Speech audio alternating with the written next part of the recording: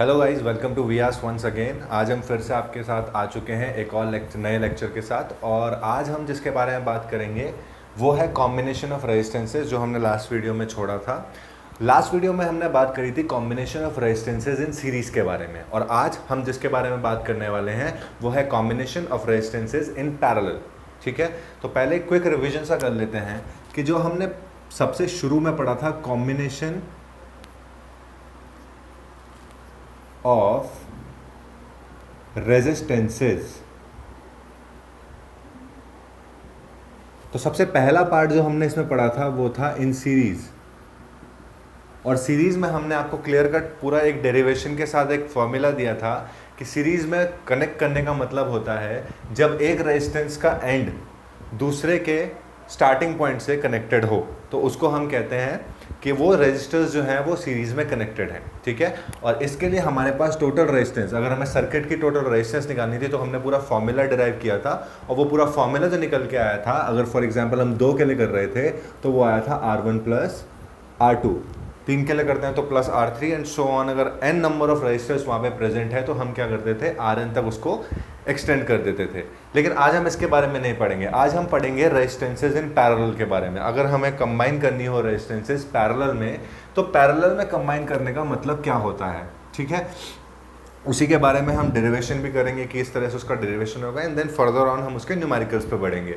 तो सबसे पहले combination of resistances in parallel, this is the second point of combining the resistors, या फिर रेजिस्टेंसेस को कंबाइन करने का ये दूसरा मेथड है एक तरीके से। अब पैरेलल क्या होता है? पैरेलल में ये होता है कि जब मल्टीपल रेजिस्टर्स का स्टार्टिंग पॉइंट एक कॉमन एंड से जुड़ा हो और उनका एंडिंग पॉइंट दूसरे कॉमन एंड से जुड़ा हो, तो हम कह सकते हैं कि वो रेजिस्टेंसेस पैरेलल में कनेक्टेड हैं। मैं एग्जांपल बता देता हूँ। सपोज आपके पास 2 ही मानते हैं, चलिए स्टार्टिंग में फॉर इजी हो जाए आपके लिए, तो यहाँ पर हमारे पास सपोज करिए 2 रेजिस्टेंसेज हैं, एक ये और एक ये।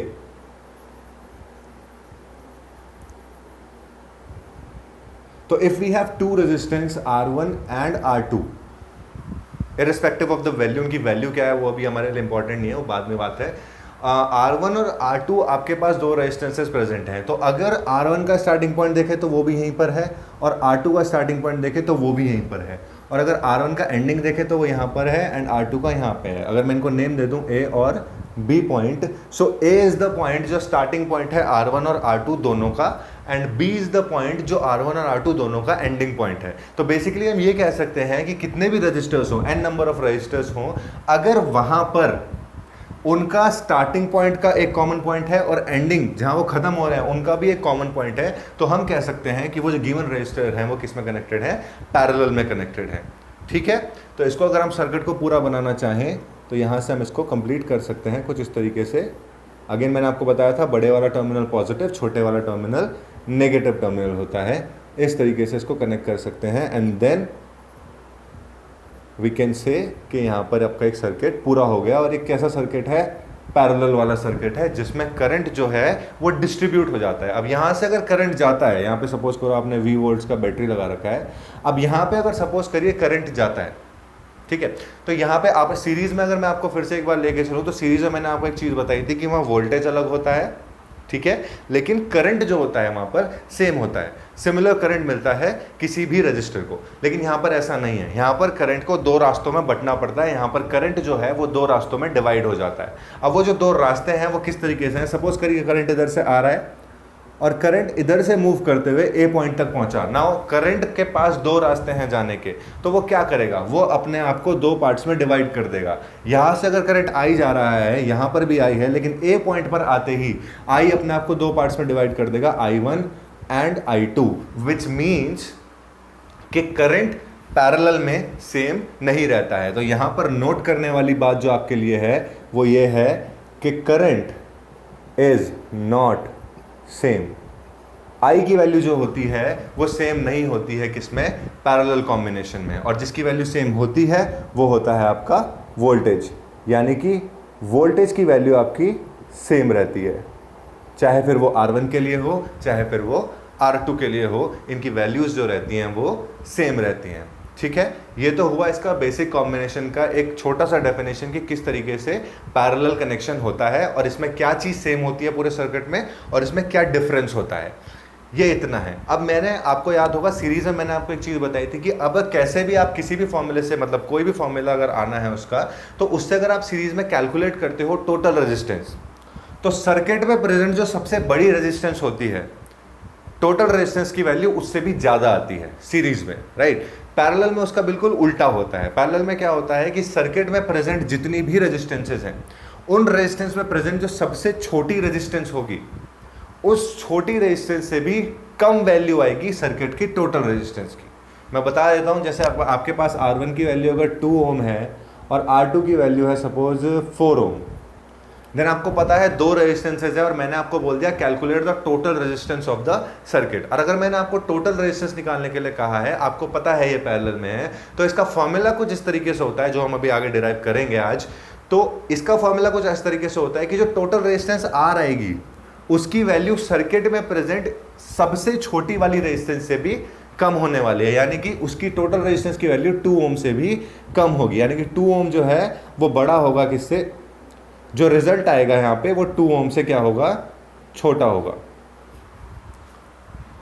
ठीक है, तो ये एक बेसिक नोट सा है कि अगर आपने कभी पेपर में ये आता है कि आपको टोटल रेजिस्टेंस निकालनी है किसी सर्किट की एंड देन आपको पता है कि वो सर्किट पैरेलल में है, तो आपको ये ध्यान रखना है कि आपके पास सर्किट में प्रेजेंट जो सबसे छोटी रेजिस्टेंस है उससे कम वैल्यू आनी चाहिए आपकी टोटल रेजिस्टेंस की, तभी आपका आंसर सही है, अदरवाइज आपका आंसर क्या हो जाएगा, गलत हो जाएगा। ठीक है, तो इस पॉइंट को ध्यान में रखते हुए हम आगे चलते हैं और इसका फॉर्मूला डिराइव करते हैं कि पैरेलल में फॉर्मूला किस तरीके से आएगा।